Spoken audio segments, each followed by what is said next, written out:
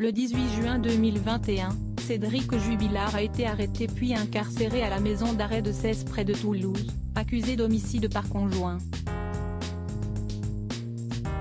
Le mari de Delphine clame son innocence mais la justice estime qu'elle a suffisamment d'éléments à charge pour le maintenir sous les verrous. En prison, Cédric Jubilard a tenté de se forger un personnage et une réputation, dans un milieu où les égos sont nombreux et puissants. Si est ainsi qu'il s'est choisi un surnom bien particulier. En arrivant dans le quartier d'isolement du centre pénitentiaire, l'artisan de 34 ans n'a pas souhaité révéler à ses voisins de cellule son identité. L'un d'eux s'est confié à un officier de police judiciaire, le Breton, dont les propos sont rapportés dans les pages de Libération.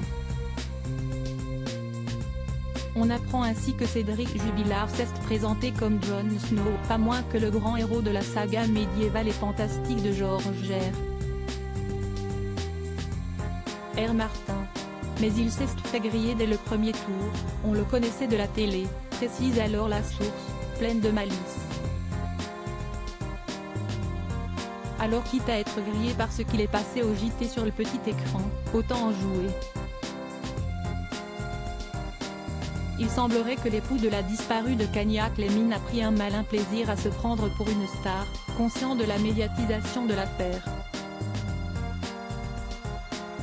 Il ira même jusqu'à faire de macabres déclarations et aurait pu faire de fausses confessions à un autre détenu pour brouiller les pistes. En effet, un ex-prisonnier avait récolté des confidences du Tarnais selon lesquelles il aurait indiqué le lieu où se trouve le corps de la mère de ses enfants. Une piste qui a été explorée avec attention mais en vain, laissant croire à un coup de malice de Cédric. Quand il doit répondre de toutes ces déclarations sordides et provocatrices, Cédric Jubilard explique devant les juges d'instruction avoir le droit de raconter des blagues, de dire des bêtises. Une attitude qui illustre bien le tempérament immature, pointé par le psychiatre qui l'a analysé. Cédric Jubilard reste présumé innocent des faits qui lui sont reprochés jusqu'au jugement définitif de cette affaire.